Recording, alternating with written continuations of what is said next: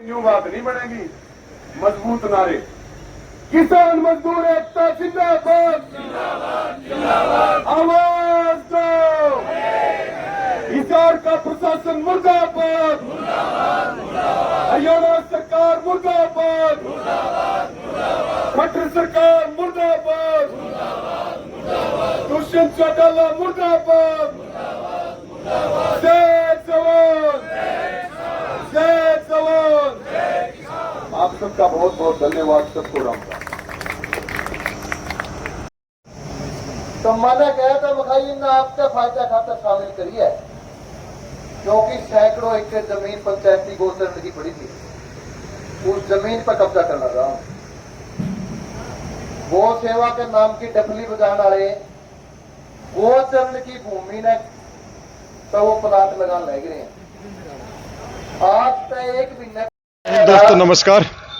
लघु सचिवालय हिसार आप देख सकते हैं, सीधी तस्वीरें हैं। और यहाँ पर किसान बहुत दिन से धरने पर बैठे हुए हैं और जो इनका जो मांग है, जो बीमा कटा था, इनका जो मुआवजा है वो अभी तक मिला नहीं है।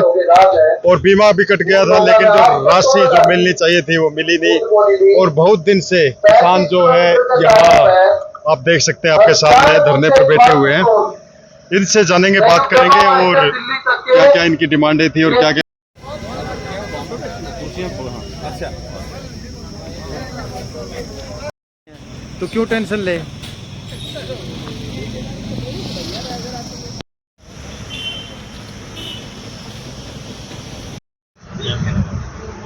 किसान धरने का है आज 24वां दिन और इतनी गर्मी, रेडी है ना। किसान धरने का है आज 24वां दिन और इतनी गर्मी में आप देख सकते हैं लोग कूलर एसी में बैठे हुए हैं, लेकिन किसान अड़े हुए हैं कि जब तक उनकी मांगे पूरी नहीं होगी, जो भी उनकी जो बीमा का जो पैसा आना वो नहीं आएगा। और इसी धरने को समर्थन देने के लिए आज आपने देखा होगा सोशल मीडिया पे भाई काफी एक्टिव रहते हैं और एक उभरते हुए किसान नेता के रूप में आपके सामने हमेशा किसानों की जानकारी लेके, किसानों के उत्थान के बारे में बातें लेके आते रहते हैं। रवि आजाद भाई हमारे साथ है। तो भाई सबसे पहले तो आपको बहुत बहुत स्वागत है, नमस्कार है जी। बहुत धन्यवाद। आपके भी सभी दर्शकों को नमस्कार और राम राम। इतनी गर्मी में किसान डटे हुए हैं और आप आए हो, तो क्या कहना चाहोगे। नहीं, बिल्कुल देखिए, किसान का तो काम ही संघर्ष करना है और वो 12 महीने संघर्ष के बीच में रहता है। गर्मी, सर्दी, आंधी, तूफान, जीव जंतु, इनके बीच में रह करके वो देश का पेट भरने का काम करता है। और उसी के बेटे बेटियां देश की सीमा पे खड़े हैं और उसी के बेटे बेटियां देश के लिए मेडल लेकर के आते हैं, देश का सम्मान बढ़ाते हैं। तो किसान लोकतंत्र की भी लड़ाई लड़ रहा है और किसान खेती और जमीन को बचाने की भी लड़ाई लड़ रहा है। और जो हमारे बुजुर्ग, यानी कि सरकार की नीतियां ऐसी हैं कि जो बुजुर्ग हमारे सिर के ताज हैं, उन बुजुर्गों को सड़कों पे बैठ करके संघर्ष करना पड़ता है। सरकार को चुल्लू भर पानी में डूब के मर जाना चाहिए जी। तो आपका आमतौर पे देखा जाता है जहां पर भी किसानों के इस तरह के धरने प्रदर्शन होते हैं आप पहुंच जाते हैं। आज इस धरने में आए हो, आपको यहाँ की क्या खास बात लगी और दूसरा जो ये मांगे हैं इनका, उसके बारे में क्या कहेंगे। देखिए, खास बात तो बहुत बढ़िया है। मिनी सेक्रेटेरिएट है हिसार का और चारों तरफ से ट्रैक्टर ट्रालियों के साथ यहाँ मोर्चा लगा हुआ है। और ट्रैक्टर बहुत बड़ी ताकत है किसान की और 24 घंटे यहाँ किसान रहते हैं। रात को भी किसान यहीं सोते हैं, यहीं सामने लंगर चल रहा है। यानी कि जैसे हमारा 3 कृषि कानूनों का आंदोलन दिल्ली का चला था, उसी की एक ये छोटी झलक है। और मुद्दे कोई बड़ी बात नहीं है सरकार के लिए। हम कुछ ऐसा नहीं मांग रहे कि सरकार को देने में दिक्कत हो। किसान क्या मांग रहा है? अपनी बर्बाद फसलों का मुआवजा 2019 का, 20 का, 21 का, ये पूरे हिसार जिले का बाकी है। 2022 का खरीफ का बीमा क्लेम मांग रहा है। 800 करोड़ लगभग बीमा क्लेम की राशि है, जिसमें से 4 महीने बीतने के बाद भी 264 करोड़ रुपए खातों में डले हैं। 28,000 अकेले यहाँ CSC सेंटरों से किसानों के बीमे रद्द हुए जब क्लेम देने की बारी आई। ऐसे ही ये CSC सेंटरों का मामला तो पूरे हरियाणा का है। पूरे हरियाणा में जब फसलें बर्बाद हुई और क्लेम देने की बारी आई, तो बीमा कंपनियों ने कमियां निकाल करके वो फार्म वापस कर दिए। जबकि उनकी भी डेट है कि आप 31 अगस्त के बाद वापस नहीं कर सकते, वो अक्टूबर में वापस कर रहे हैं। यानी कि बीमा कंपनी के लिए कोई कानून नहीं है और किसान के लिए सारे कानून है। नुकसान होगा 72 घंटे में रिपोर्ट दो, 73वें घंटे कोई हमारी रिपोर्ट भी नहीं लेता। एक दिन प्रीमियम लेट हो जाए कोई हमारा प्रीमियम नहीं लेता। किसान, सरकार कह रही है एमएसपी थी, है और रहेगी, लेकिन आप ये देखिए कि 20 दिन भी सरसों की खरीद नहीं हुई और उन 20 दिनों में भी बीजेपी और जेजेपी वालों की सरसों तो एमएसपी पे बिकी, जो किसानों से औने पौने दामों में खरीदी।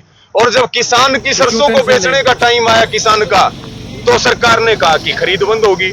यही मांग है और कोई हम इनसे ये थोड़ी कह रहे हैं कि भाई तुम हमें 2.5 लाख रुपए गज का जो है ना सेक्टर में प्लाट दे दो किसानों को।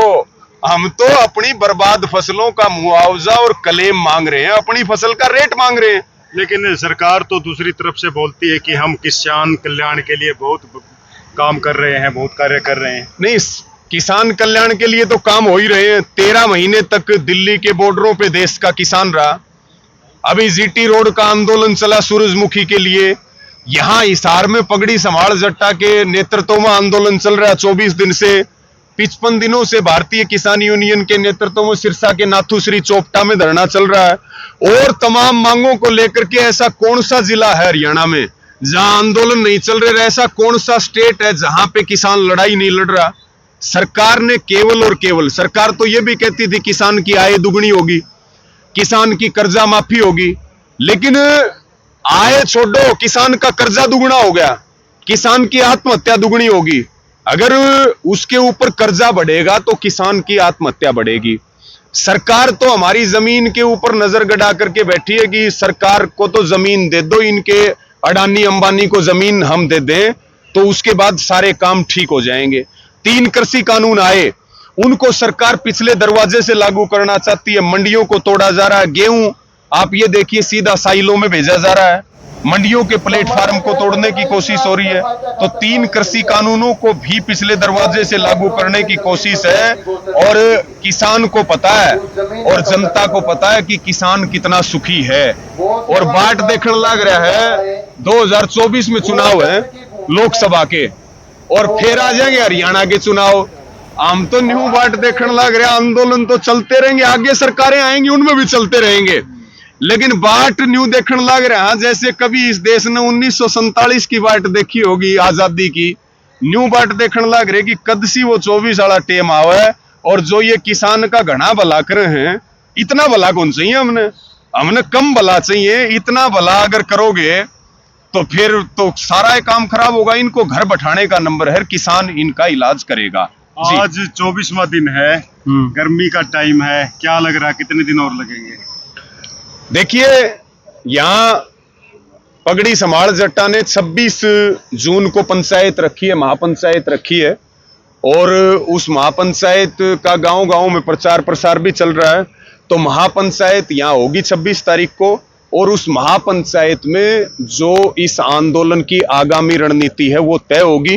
और जो भी हमारे साथी, बड़े बुजुर्ग, हमारी खापें, संगठन जो भी तय करेंगे हम उसके साथ खड़े हैं। किसानों के लिए पंचायत से बड़ा कोई सदन नहीं होता। जो पंचायत के फैसले होते हैं हम सब उसी के ऊपर फूल चढ़ाने का काम करते हैं।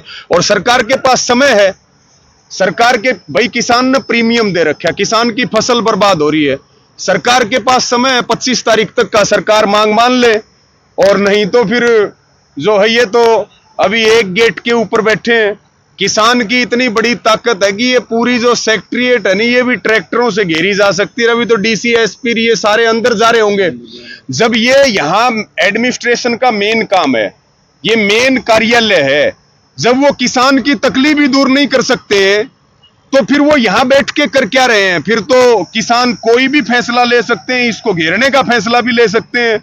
यहां पे फिर डीसी, एसपी की भी एंट्री बंद हो सकती है। 25 तारीख तक का समय है, किसान को हल्के में ना लें। वो केवल मेन गेट पे बैठा है तो वो चारों तरफ घेराव करके भी और आपका आना जाना भी कार्यालय में यहाँ पे सेक्रेटरीट में बंद कर सकता है। आके करोगे क्या जब किसान को मुआवजा नहीं दे सकते, क्लेम नहीं दे सकते?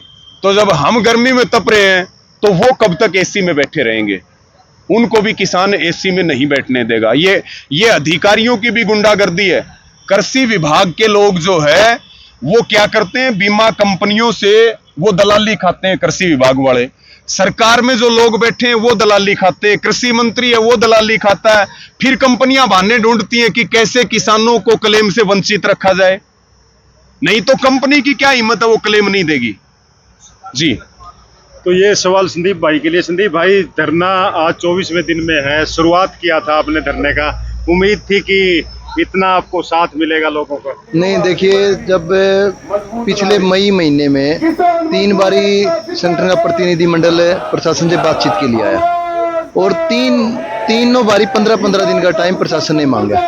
26 मई को जब हम बातचीत करने के लिए आए तब इन्होंने 15 दिन का टाइम मांगा। हमने कहा कि हम 15 मिनट का टाइम भी आपको नहीं देंगे। हमने 1 जून से पक्का मोर्चा लगाया और लगातार किसान संगठनों की, किसान साथियों की लगातार इस इलाके की बड़ी हाजिरी यहाँ धरने पे रही है। उसके बाद में आज 24वां दिन है।